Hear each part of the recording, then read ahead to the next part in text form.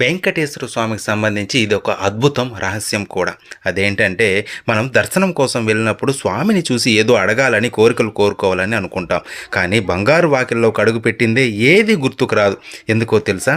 గరుడాళ్వార్ స్వామికి ఎదురుగా వినమ్రుడై నమస్కార వదనంతో ఉంటాడు. మనం ఎప్పుడైతే క్యూ లైన్‌లో స్వామికి ఎదురుగా వెళ్తామో, అప్పుడు మనం గరుడుకి, స్వామికి మధ్యలో ఉంటాం. అప్పుడు జరిగే అద్భుతం ఏంటంటే, మనం అధిక శక్తి క్షేత్రంలోకి అంటే మ్యాగ్నెటిక్ పవర్‌లోకి అడుగు పెడతాం. మన మైండ్ బ్లాక్ అవుతుంది. ఆలోచనలు గుర్తురావు. గోవిందా గోవిందా అంటూ దర్శనం చేసుకుని బయటకు వచ్చేస్తాం. బయటకు వచ్చిందే పాత ప్రపంచంలోకి వచ్చినట్లు అనిపిస్తుంది. మీరు ఇలా ఎప్పుడైనా ఫీల్ అయ్యారా?